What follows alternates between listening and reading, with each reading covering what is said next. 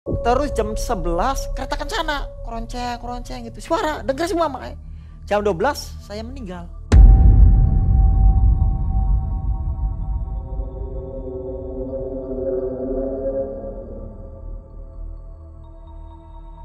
Meninggal, pasti meninggal atau belum meninggal? Saya udah meninggal, Mas. Dianggap meninggal. Udah emang meninggal karena roh udah keluar dari sini, Mas. Kerasa roh nih dari ini nih. Sitok nih keluar. Saya dibawa ke alam tuh. Alam Pantai Selatan. Dan di sana tuh banyak disiksa makanya. Orang yang pesugihan ya di sana gitu. Sama minta tolong di sana tuh. Tolong. Boro-boro nolong ya, saya juga lagi dikencang makanya. Dan saya tuh udah meninggal selama 2 minggu tuh, Mas. Kalau saya lihat itu di poster tuh kayak saya lihat mirip kayak Sunan Gunung Jati makanya. Mungkin gara-gara baca amalan ini ya. Mungkin bisa jadi makanya ini nih. Jadi semuanya beruntun nih. Iya, cuman kata beliau itu almarhum ya. Siwa saya gitu. Tolong jangan dikasihkan sama siapa-siapa. Ini nih. Karena ini nih dari Uyut gitu. Mungkin ada yang mau disampaikan ke 99 orang ini yang memburu Mas Ul. Iya. Insya Allah ada. Silakan. Ini sungguh aneh. Ketika sedang belajar ilmu tenaga dalam, ia malah akan dihabisi oleh pembinanya sendiri tanpa sebab yang jelas. Bahkan ia dijadikan target tumbal oleh 99 dukun. Kejadian ganjil ini benar-benar membuat shock Mas Ul. Assalamualaikum warahmatullahi wabarakatuh. Waalaikumsalam warahmatullahi wabarakatuh. Apa kabar sobat malam mencekam dimanapun sobat berada, mudah-mudahan semua selalu dalam keadaan sehat ya. Dan Amin. selalu dilimpahkan rezeki oleh Allah Subhanahu wa Ta'ala. Amin. Dan seperti biasa hari ini kita akan mendengarkan dan nonton bersama kisah nyata dari narasumber. Di depan saya ada namanya Mas Ul. Iya, betul. Pendek namanya. Ul. Iya, betul. Panjangnya apa nih? Mas Uli gitu. Oh Uli. Iya, Mas Kenapa Uli, jadi iya. Ul aja ya? Iya gitu. Mas Uli. Jadi boleh ya Ul juga. Boleh ya, boleh. Aktivitas apa Mas Ul? Kalau saya aktivitas itu mengajar. Mengajar apa ini? Mengajar di sebuah sekolahan. Sebagai guru Mata pelajaran apa? penjas. PNS berarti ya? Bukan, masih honor. Masih honor. Iya. Bentar lagi diangkat nih. Ya, amin. Mudah-mudahan cepat ya. Iya. Presiden yang baru dengan gaji baru ya. Amin. Mas Ul, kisah yang mau dikisahkan tahun 2012. 12, iya. Waktu itu Mas Ul sempat ingin dijadikan tumbal karena diobati oleh seseorang. Iya, betul. Dan sempat mati suri juga katanya. Iya benar, mati suri ya. Gimana perasaannya waktu mati suri itu setelah bangun?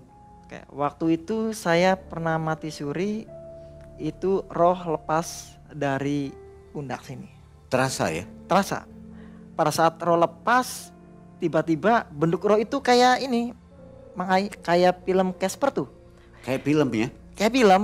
Nah terus masuk roh lagi tuh dari kaki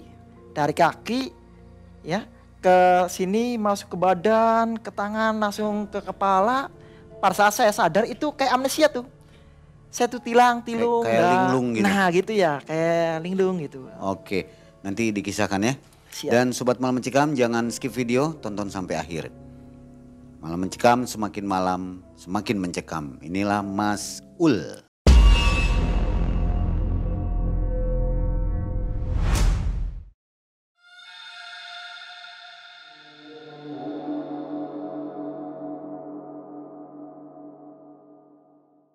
Awalnya gini Mang, ya. Saya pada tahun 2011, saya itu merantau di Bogor sana. Di sana saya bekerja di sebuah perusahaan. Di sana saya dapat bagian listrik gitu. Bagian elektrikal di sana, listrik. Setelah saya kerja di sana, saya itu bekerja sambil ikut tentang keilmuan di sana. Keilmuannya itu jenisnya seperti ilmu tenaga dalam. Saya ikut di sana ilmu tenaga dalam itu banyak. Dari teman-teman saya yang ikut ada sekitar kurang lebih itu ada 50 orang itu yang ikut. Dan di sana pun dites gitu. Dites sama pembimbing lah. Gitu. Dites ada sekitar 5 orang nih. Yang lain kan pada duduk gitu Mang Ai. Ternyata yang 4 orang itu roboh, saya nggak roboh gitu. Jadi ditembak pakai tangan gini nih. Tembak, yang 4 tuh roboh, saya nggak roboh gitu. Nah pembina pun bertanya, aneh pada saya sendiri tuh. Kok yang lain tuh roboh, saya nggak roboh.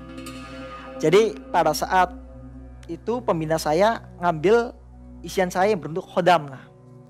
Khodam penjaga lah, penjaga. Itu pada saat hari itu juga. Nah setelah diambil saya tuh pulang. Nah keesok harinya saya latihan lagi. Kata si pembina saya bilang, Mas Ul, aneh. Anak kenapa? Kamu, isian kamu, penjaga kamu diambil kok balik lagi ke kamu. Saya juga gak ngerti Mang Ai gitu. Pada saat saya itu kan masih gak ngerti, gak paham lah sama hal kayak gituan gitu. Saya tuh bener-bener masih polos. Emang isinya gimana? Ya isinya tuh ada taringnya, tinggi besar gitu. Ya jari ini sekaki gitu isiannya. Saya bilang, saya nggak tahu benar gitu. Iya aneh kayak. Suatu ketika di 1 minggu kemudian, golongan kita nih teman-teman nih berangkat ke Banten untuk harkatan atau kenaikan tingkat. Di sana semua murid tuh diuji, ya termasuk saya, ya diuji tentang tenaga dalam. Di sana itu ada pengetesan sabuk hitam, sabuk kuning ada, ya termasuk saya, gitu. Dites yang 6 roboh, saya nggak roboh. Kemudian si pembina ini penasaran, manggil lagi, guru lagi, nembak saya nggak roboh juga. Sampai dia manggil lagi, nggak roboh juga saya, manggil lagi. Nah terus kata si pembina bilang, Mas Ul coba tembak. Tembak guru, pembina tembak, roboh sama saya gitu. Saya juga aneh gitu, bener-bener aneh. Ini nih apa gitu ya, kok bisa kayak gitu. Soalnya pada saat itu saya kan bener-bener gak ngerti hal kayak gituan tuh, aneh. Saya tujuan kesana itu berguru itu, 1 pengen mencari saudara, yang kedua pengen badan sehat lah. Nah kalau yang lain, iya Mas Ul hebat gitu katanya. Saya juga nggak gitu. Iya hebat dari mana, saya juga aneh tapi nyata. Kok bisa gitu, saya tuh ngerobohin gitu. Padahal saya tuh ya gitu bertanya tuh Mang Ai. Lah terus pulang dari Banten tuh udah selesai.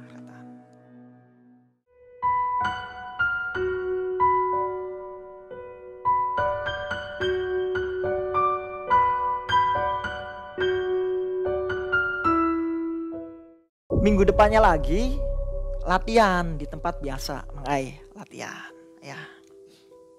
Latihan, kata si pembina, sini pada kumpul. Belajar tentang ilmu pengobatan jarak jauh. Ya. Nah akhirnya saya ikut kumpul. Ada 1 angkatan nih, ya, bilang, Pak gimana cara ngambil isian orang gitu. Akhirnya si pembina nunjuk saya gitu.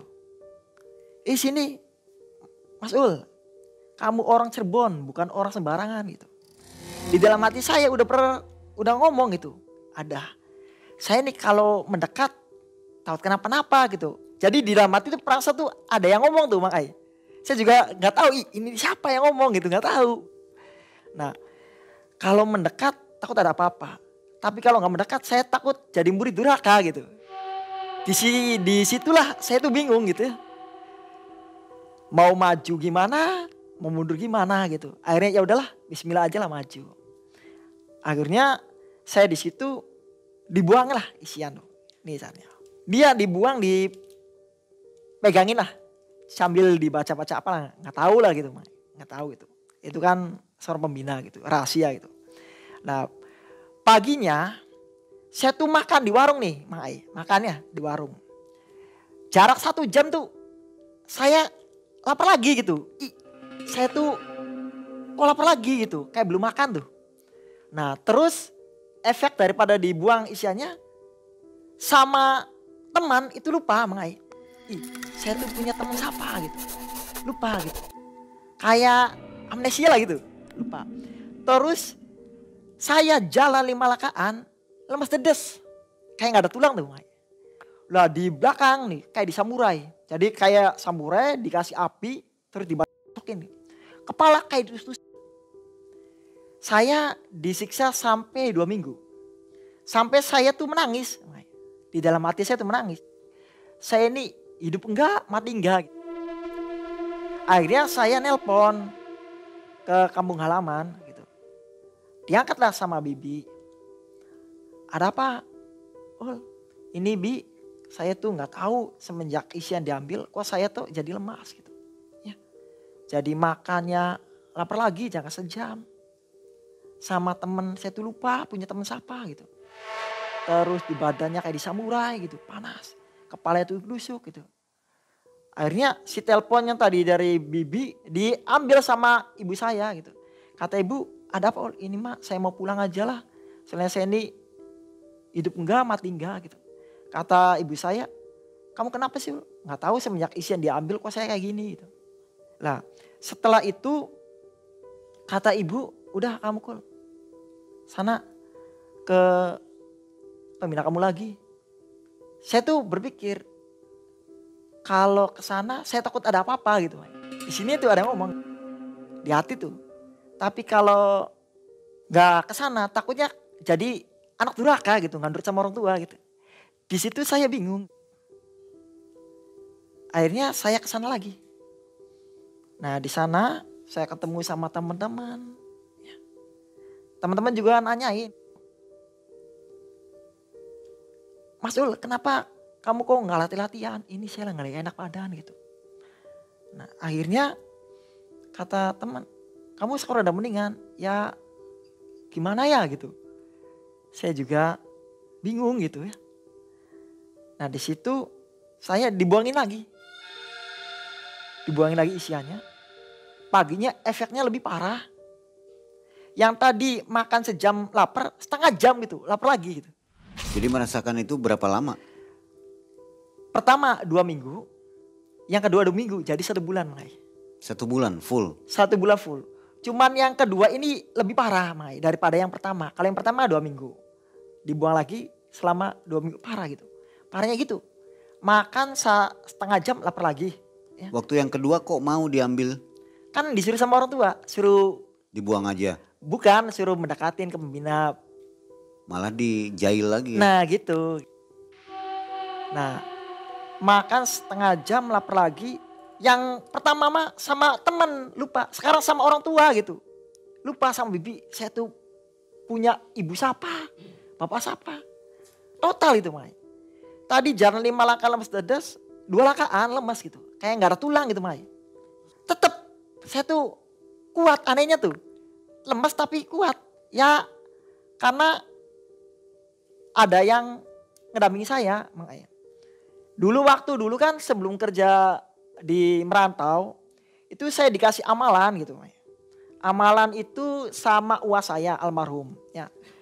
Jadi pada saat sama uwa dikasih amalan ini keras amalan ini juga saya masih simpan makanya ini nih masih simpan dan ini harus dibawa kemana-mana pun dibawa. Ya.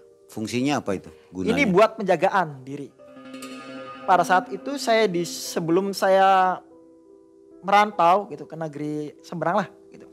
Saya disuruh puasa 7 hari 7 malam. Memakan cabai. Sambil terakhir mati gendi gitu. Mati gendi itu begadang ya. Dari pagi sampai malam sampai pagi buka maghrib gitu. Ya oleh ini uas saya gitu disuruh gitu. Yang ngasih ini? Yang ngasih ini nih. Dan mantra ini setiap jam 12 malam dibaca gitu. Nah mungkin dari itu saya bisa kuat tuh Mang Ai.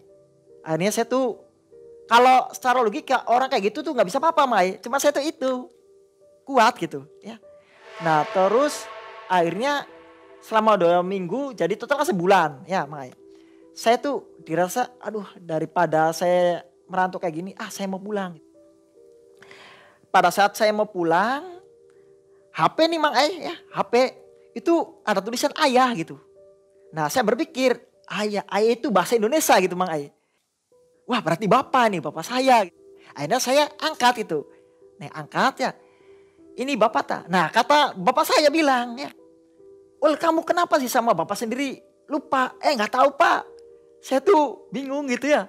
Kamu pulang kapan? Ini mau pulang, udah mampir dulu ya ke Jakarta. Akhirnya saya mampir ke Jakarta. Di Jakarta jualan di sana bapak tuh. Nah pada saat mampir di Jakarta, saya nggak cerita sama bapak tuh, nggak cerita Mang. Nggak cerita bahwa saya tuh kayak gini lah. Udah gitu, pagi subuh saya naik mobil bus. Kata bapak saya, udah Ul kamu naik bis aja gitu Mas Ul. Naik bis, setelah naik bis pulang ke Cirebon. Ke Cirebon bener Mang Ai. Nah pada saat naik bis, ya pulang ke Cirebon, nyampe di Pemanukan, road nih kayak ditarik Mang Ai. Dari pusar nih, tarik gitu. Ditarik ya, pas saya lihat gitu, oh ternyata pembina saya gitu. Akhirnya saya kan SMS nih, Pak saya minta maaf kalau saya punya salah gitu. Nyuwun agungnya di Pangapura gitu. Nah pembina balas sama saya, maaf saya bukan malaikat, saya bukan nabi, saya pengen kamu mati. Nah di situ tuh Mang Ai, ya, saya tuh panik gitu. Akhirnya saya ngobrol sama tukang bis nih. Udah di Pemanukan dibikin macet tuh. Bang, saya mau turun gitu. Nah kata si bis ini bilang, emang turunnya di mana? Di Cirebon. Masih jauh kata tukang bis tuh. Udah saya tuh mau mati. Tukang bis gak percaya Mang Ai gitu. Saya mau mati tuh. Jadi saya tuh kayak tuh mau lepas gitu. Mau lepas kayak mau pingsan aja gitu tuh. Yang dirasa tuh. Jadi saya tuh saya mau mati gitu. Nah kata si supir ini gak percaya saya mau mati tuh. Wah kamu tuh yang ngawur, yang tahu mati Allah. Ya saya juga tahu Pak, yang tahu mati itu Allah. Cuma saya tuh kayak mau mati gitu. Ya udah pucat ini Mak. Akhirnya saya turun di bis tuh. Di Pamanukan saya turun, jalan. Ada sekitar 1 kilometer tuh Mak. Nyari ojek. Nah di situ ada tukang ojek. Saya ngobrol sama tukang ojek motor. Bang, saya anterin ke Cirebon. Saya kasih berapa aja. Nih, yang penting saya udah mencium kedua orang tua, ya, orang tua di Cirebon. Sebelum saya mati, saya minta Pangapura gitu. Soalnya saya mati. Sama tukang ojek gak percaya. Wah kamu tuh ngaco ya, yang tahu mati itu Allah. Ih saya itu benar, saya mau mati gitu Mang Ai. Saya mau mati, malah dia gak percaya gitu. Akhirnya saya bilang sama tukang ojek, udah Bang, mau nganterin enggak? Kalau enggak ya bilang enggak. Kalau nganterin gitu. Kata dia ya udah siap. Nggak taunya Mang Ai, arah Cirebon itu ke arah timur, saya disasarin ke arah selatan. Pada saat itu kan saya bisa membaca pikiran orang nih Mai, baca pikiran orang gitu. Sampai saya tuh tepuk ininya nih, Bang, udahlah berhenti, saya berhenti aja di sini. Kata tukang ojek bilang, enggak saya orang baik, tahu abang orang baik, tapi saya di sini aja lah, karena firasat saya di sini ada ngomong nih Mang Ai, Cung. Muduna, beli beres uang gitu. Akhirnya saya kasih uang 50.000 tuh. Udah, saya diam aja di warung sampai pucat Mae. Saya di warung beli es, saya tuh tilung gitu. Kayak orang pengung tuh Mae. Tilang tuh ya. Akhirnya saya tuh, ya Allah kok kayak gini banget. Saya kok kayak mati, mau dibikin mati di jalan gitu.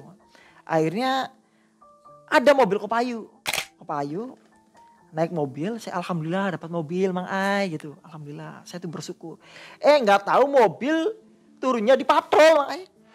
Diturunin ya? di patrol gitu. Kata tukang mobil, Bang udah turun di sini. Biasanya mobil itu tuh Mang Ai langsung ke Cirebon, tapi nggak tahu ke patrol. Indramayu.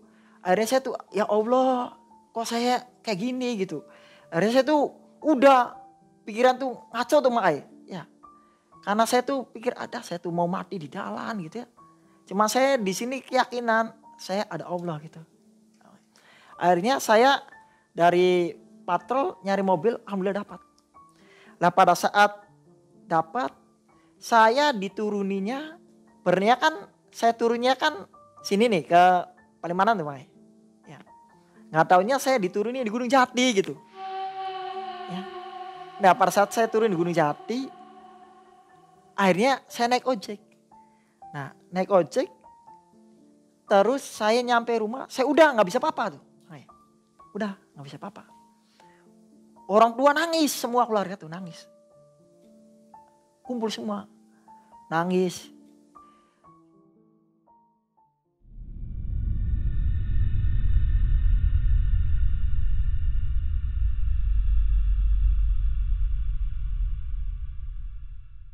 Terus pada saat saya nyampe di rumah, orang tua manggil orang ngerti tuh. Ya, seperti dukun lah gitu. Manggil, ngobatin saya. Medianya itu pakai telur, Mang. Pakai telur, telur dibacain, ditempelin di sini, di pusar gitu. Ya. Tapi nggak ada perubahan gitu, Mang. Ya.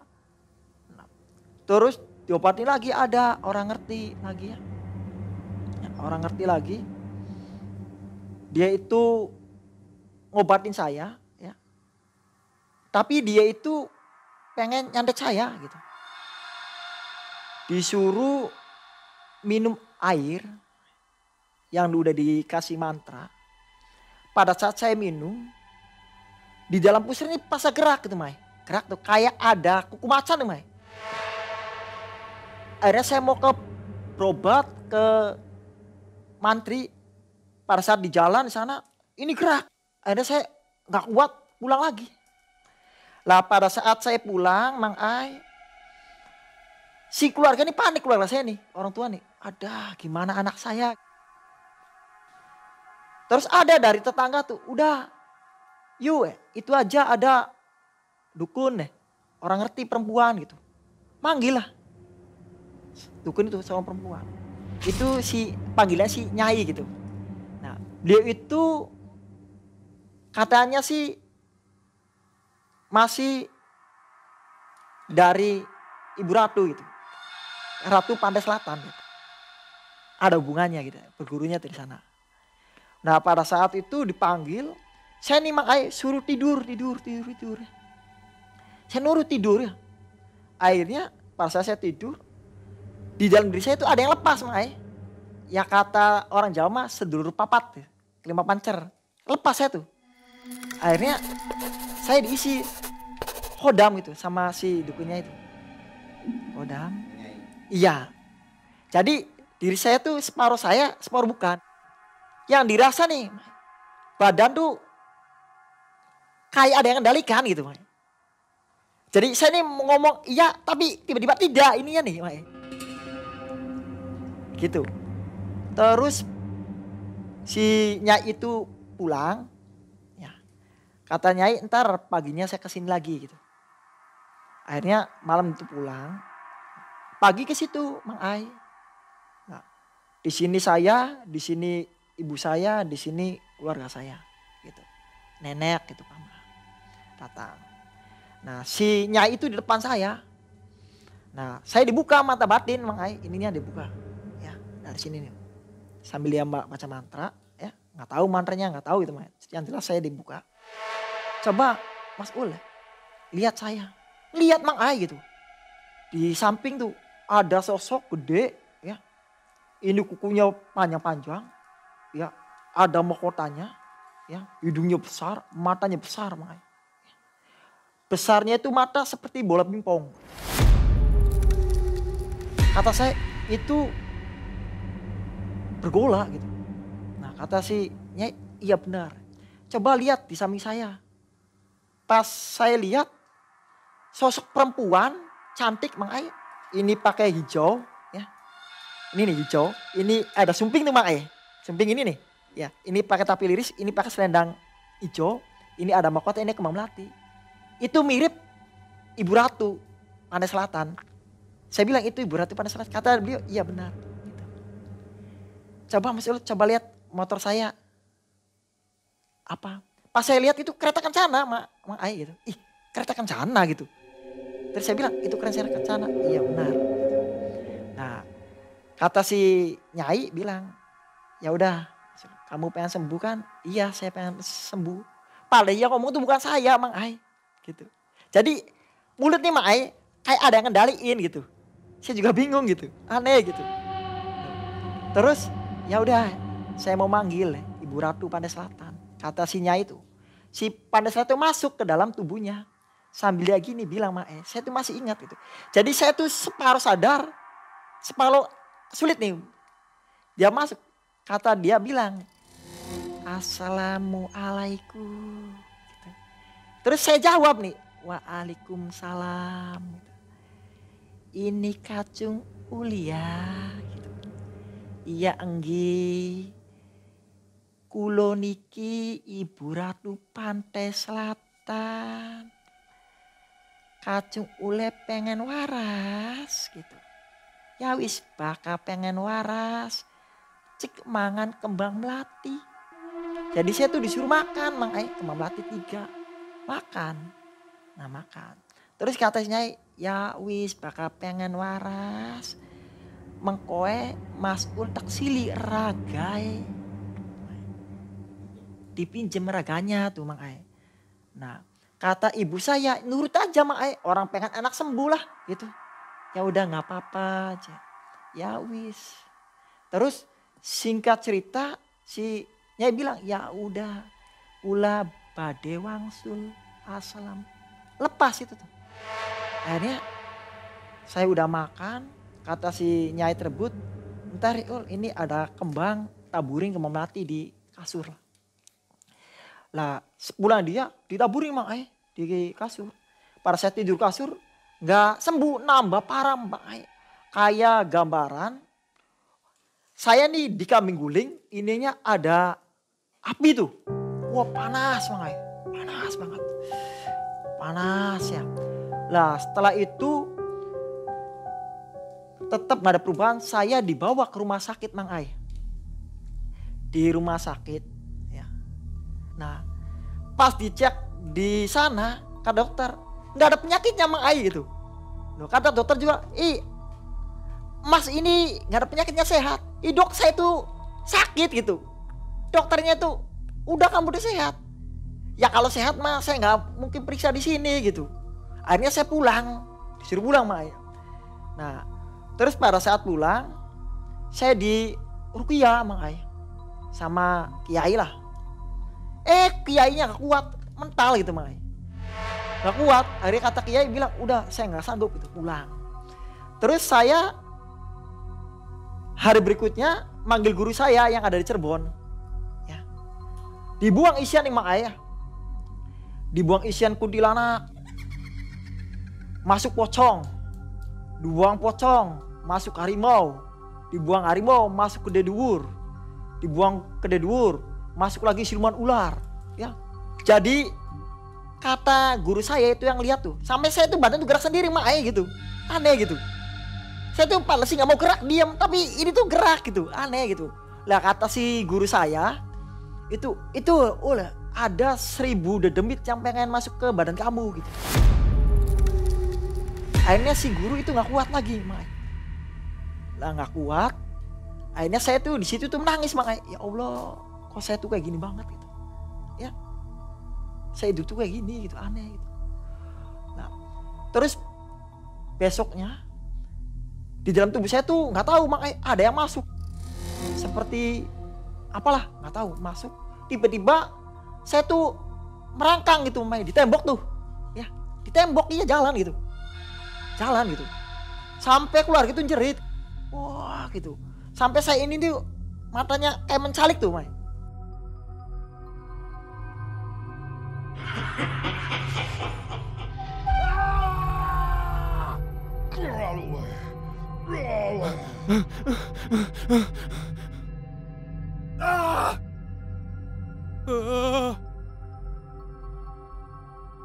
Nempel di dinding. Nempel di dinding tuh Mang Ai. Gerak gitu saya juga nggak tahu Kayak gitu. Spiderman gitu. Kayak cicak tuh Mang Ai. Iya, saya juga nggak tahu. Kalau di logika kan nggak masuk akal gitu, saya juga nggak tahu gitu. Gitu saya tuh perangkak di tembok gitu. Nah terus turun, akhirnya saya pingsan. Nah pada saat pingsan saya tetap nggak sembuh. Akhirnya saya dibawalah ke rumah sakit sana di Bogor. Di sana juga nggak ada penyakit lagi Mang Ai. Nggak ada penyakitnya. Akhirnya saya diobatin ke Banten. Diobatin. Ya. Sama kiai lah. Selama sakit itu nggak kerja berarti ya? Nggak kerja Mang Ai. Nggak kerja. Karena dari pihak perusahaan tuh mengerti bahwa saya tuh sakit gitu. Kasih dispensasi lah. Nah akhirnya saya dibawa ke Banten. Kurang ngerti ya. Lah kata di sana itu tuh gini. Ini si Ul ini ada yang nyerang gitu. Diobatin di Banten. Sampai saya tuh dipegang ininya Mang Ai. Isian yang dari Nyai itu keluar. Langsung saya pucat. Pucat Mang Ai. Lemas gitu. Kayak ini dingin nih Mang Ai. Dingin semua. Dingin gitu. Lemas. Lah terus si HP saya tuh berbunyi. Si Nyai itu nelpon. Oh kamu ada di Banten. Saya juga aneh itu Mang Ai. Kok tahu gitu. Iya Nyai saya ada di Banten. Udah kamu pulang lagi ke Cirebon. Akhirnya saya pulang lagi Mang Ai ke Cirebon. Itu. Pulang ke Cirebon si Nyai datang ke rumah. Nah isian dari sana dibuang lagi gitu. Katanya itu kamu dari Banten kiainya kantengnya. Itu ya Rogo Sukma ya kesini gitu. Saya juga gak tahu gitu Nyai. Akhirnya sama si Nyai saya dibuangin lagi seluruh papatnya. Dibuang lagi tinggal pancer satu Mang Ai. Kata si Nyai udah kamu tinggal satu pancer kamu. Ini tergantung kamu. Kamu pengen baik ya tergantung kamu. Kamu pengen jahat tergantung kamu tinggal pancer. Seluruh papat kamu udah hilang. Nah pada saat itu Mang Ai saya tuh kacau Mang Ai. Ya Allah ujian kok bertubi-tubi gitu Mang Ai.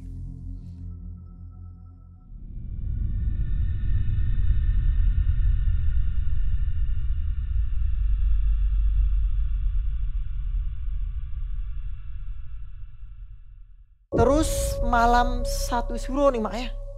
Malam satu suro. Saya itu main ke guru saya ya, yang di Cirebon. Saya makan nasi. Sebelum malam satu suronya Mak. Itu tepatnya jam 2 lah. Habis duhur tuh. Makan nasi pulang-pulang jam 3 di rumah. Keluar pasir dari perut Mak ya. Wah pasir. Saya tuh aneh gitu. Masa dari perut ada pasir. Terus darah hitam kental tuh kayak daging tuh. Tuh kayak marus lah gitu. Keluar. Nah, terus saya dipanggil ya ada paman saya tuh. Orang ngerti lah. Orang ngerti tuh. Ngobatin saya Mak. Ya. Itu kondisi masih lemas ya? Masih lemas, cuma saya tuh kuat gitu. Jadi saya juga aneh gitu. Ya. Jadi kalau orang sakit lemas, udah lemas itu saya kuat. Ya mungkin yang tadi rapalan tadi tuh. Dari uas saya tuh. Dibuang nih. Keluar batu Mang Ai. 4 gede-gede dari perut tuh. Sempat ada foto-fotonya gak? Kalau foto udah lama sih Mang Ai ya. Udah lama itu tuh. Udah tahun 2012 kejadiannya Mang. Keluar batu. Ya. Pada saat keluar batu. Nah kata si paman saya. Dan dia tuh manggil ya mertuanya lah, orang ngerti lagi. Kata beliau ngomong itu di rumah kamu tuh udah di letter O gitu. Banyak golongan bangsa siluman gitu. Ada 10.000 siluman udah bawa keranda Mai. Keranda sampai ada cempurnya mau bawa kamu. Nah, terus semua teman-teman saya tuh udah hadir situ Mai. Sampai saya di ngajiin Yasin pada gitu. Terus paman saya ngobrol saya nggak kuat, akhirnya manggil temennya. Lah si temennya ini Mang Ai tujuannya ngobatin malah pengen nyerang saya lagi. Akhirnya saya netral. Oh coba lihat deh di rumah kamu ada pasangan. Iya lihat Mang Ai. Jadi ada buntelan mayit tuh, ya buntelan mayit tuh cuma kecil. Kayak pocong betul ya, sampai segini nih Mai. Ya segini. Terus coba Mas Ul ya, tarik gitu. Dari sini keluar kayak tangan Mai. Kayak di film Naruto tuh. Keluar gitu. Kayak tangan gitu. Di sini tuh. Iya aneh. Aneh saya juga bingung. Ini sih apa sih tuh halusinasi atau gimana, tapi yang jelas gitu. Ditarik pasan, iya, dohir gitu, wujud. Nah, dibuka isinya beling Mai. lihat semua yang beling gitu, aneh gitu. Saya tuh kok aneh gini ya. Nah terus si atas itu akhirnya pada saat malam selus turo masuk nih. Masuk ke tubuhnya Mas Iya Ul. tubuh saya tuh. Jadi saya tuh setengah sadar Mang Ae. Cuman mulutnya gerak sendiri gitu Mang Ae. Gitu, badan gerak. Ingsun iblis merah. Ingsun pengen gawa si kacung. Bonggane sapa. Jaluk tulungnya karo bangsa ingsun. Lah, iblis merah dibuang Mang Ae. Masuk Nyai Berintik Mang Ae. Gitu ya. Ingsun pengen tegawa kacung ul. Tegawa ning Gunung Merapi. Gitu Mang Ae. Jadi wujudnya nenek-nenek, rambutnya berintik gitu. Masuk ke tubuh saya. Jam 9 malam Mang Ae. Bau kembang melati Mang Ae. Yang lihat semua, bau kembang melati gitu.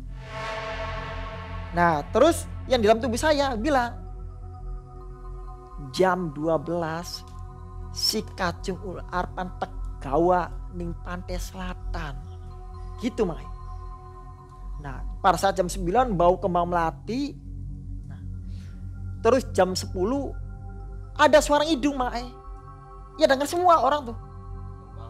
Iya hidung dengar gitu. Tapi gak ada wujudnya di luar tuh, aneh gitu. Ya, Suara hidung. Kidung tuh. Hidung perempuan gitu. Lemah mulai tuh hidungnya tuh. Lah terus jam 11 kereta kencana, keronceng gitu. Suara dengar semua Mang Ae. Jam 12 saya meninggal.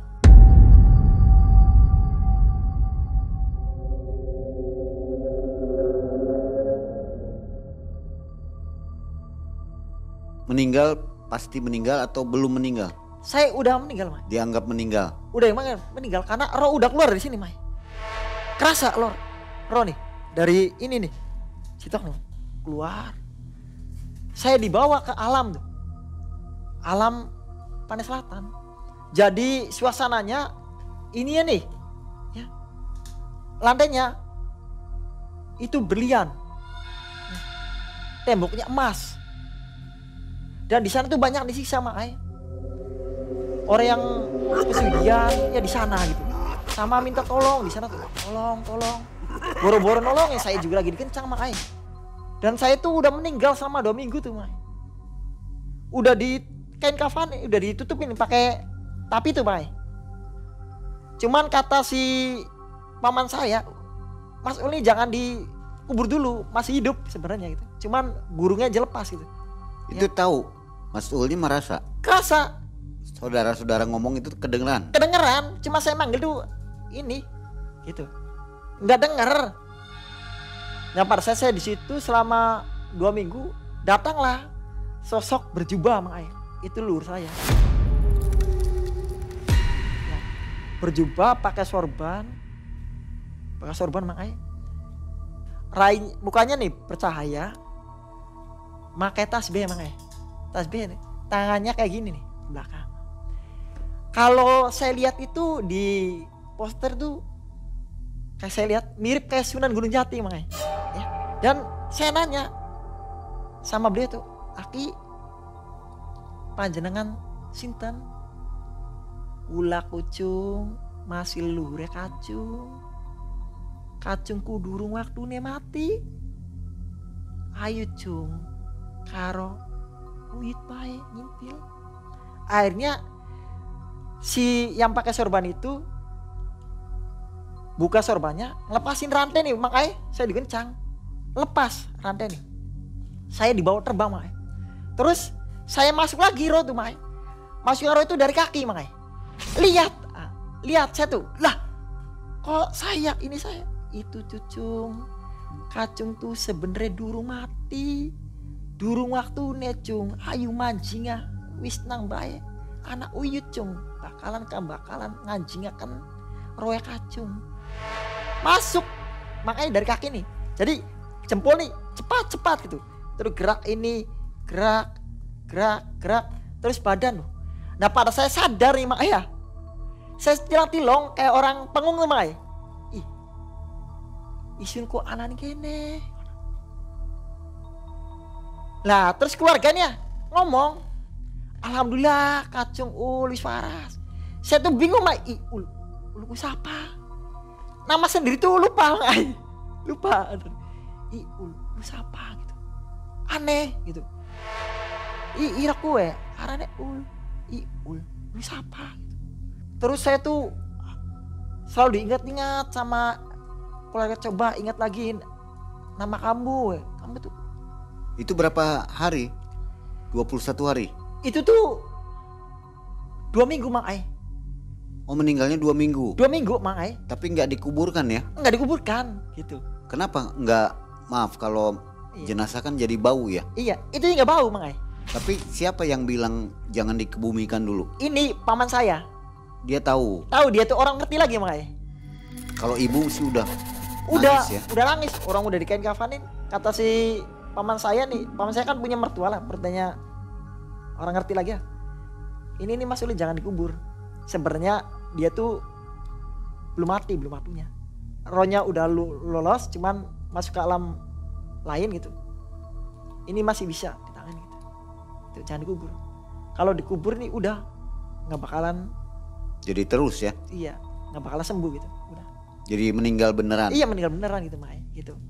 Nah, terus saya tuh mengingat nama Mak Ai sampai 3 minggu tuh. Mengingat nama 3 minggu.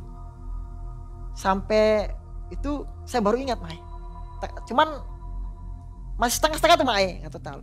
Akhirnya ada ya si orang ngerti lah, ngomongnya dipanggil sama saya lewat telepon, padahal enggak. Akhirnya si dia itu membawa minyak lantung lah, kalau bahasa Indonesia minyak tanah. Dia dibaca mantra, ya baca mantra nih, dibaca mantra, suruh diboren saya tuh, diboren panas Mak Ai. Akhirnya saya tuh lari dari rumah tuh. Kata orang juga aneh, masa orang sakit ya kok bisa lari gitu ya. Lah, kata si keluarga, udah itu tangkap si Uli itu tangkap gitu. Gitu. Pas itu saya bisanya lari, nggak mau diboren minyak tanah Mak, karena itu bahaya. Kalau diboren saya mati gitu. Nah, pada saat itu saya lari ke sawah ya, buat menghindar supaya jangan diboren tuh Mak. Ke sawah. Terus saya tuh di kebun tuh Mak. Saya tuh di situ saking nggak panas, ngumpet di rumput-rumput tuh. Saya minum air sawah tuh. Saking panas Mak, diboren minyak tanah tuh. Nah, si paman saya sama mertua ngejar saya gitu. Kata si paman saya, dilihat pakai tangan nih. Lah si ada di sini gitu. Kata dia, "Oh, udah kamu metua melasaning mamang gitu." Akhirnya saya tuh kasihan. Oh iya ya, melas. Akhirnya saya keluar dari ngumpet tuh Mang. Mang, ya saya pengen ke rumah mamang aja lah, nggak mau di rumah, saya tuh nggak mau diboren lantung itu tuh. Kata si mamang, nggak bakalan, ayo ada mamang. Saya dibawa pulang ke rumah lagi Mang. Pas di rumah diborel lantung lagi, dipaksa diborel lantung, keluar lagi Roni Mang. Dari sini lagi saya tuh ninggal lagi. Pada saat keluar, saya tuh bilang, lah kok ini saya. Saya manggil ibu nih, bu, ini saya. Nggak dengar Mang Ai. Sampai saya pegang di ininya di tangan, tembus gitu. Aneh gitu. Nah sama paman saya ngeliat saya gitu, dia menangis. Saya diturupin tapi lagi. Kata si masa, udah jangan dikubur lagi. Jangan, ini masih hidup. Akhirnya saya mati lagi selama 2 minggu lagi.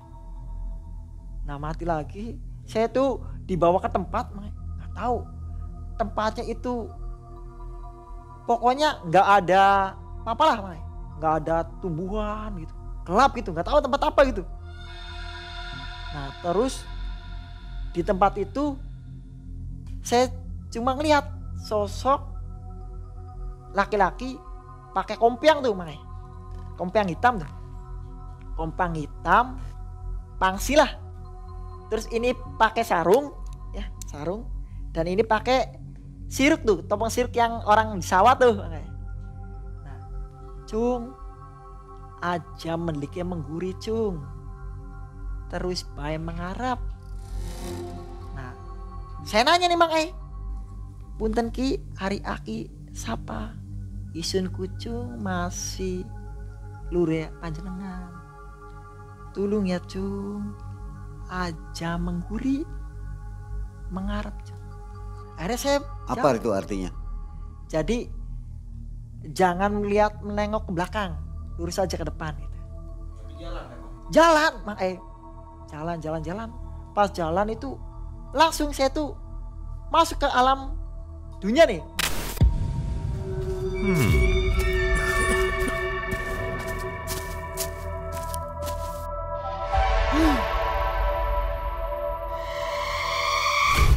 Terus dituntun sama yang pakai ompeng tuh, masuk lagi dari sini Mai.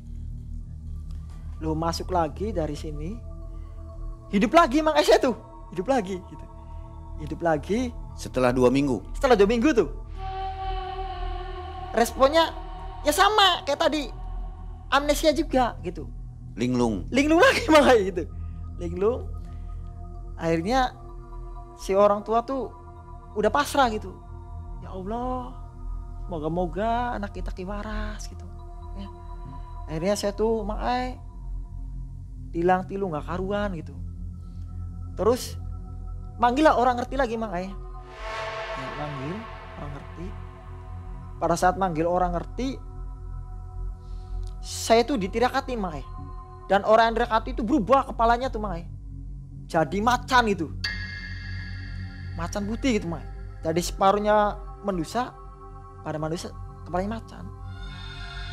Ngambil pasangan, iya ada kayak cahaya tuh makai. Terap-terap gitu. Ya. Kena pasangan tuh makai. Dari ini nih, mulut tuh keluar. Keluar itu buntelan mayit makai. Satu, keluar buntelan mayit lagi. Nah yang satu bundaran mayit itu dibuka, isinya dom Mang Ai. Dom ada 20 ya. Dom, jarum tuh. Jarum kecil-kecil loh. Terus ada tatal gitu. Tatal tuh irisan kayu tuh. Kecil-kecil Mang Ai. Ada karbit gitu. Karbit yang bikin ini nih untuk kalau pisang ya dikasih karbit tuh jadi matang tuh. Itu tuh. Nah, terus ada kembang melati di situ tuh. Lah yang satu lagi makanya itu tuh buntelan ya. Dikasih silet itu nggak sobek gitu, aneh. Terus beli silet baru dibaca doa, disobek isinya boneka segini makanya. Bonekanya hitam, matanya ditutup, lehernya ininya diikat, ini diikat kakinya. Kata si beliau, ini nih Cung, kamu tuh disantet sama 99 orang. Ujungnya kamu tuh masih ada yang lindungi gitu, leluhur kamu gitu.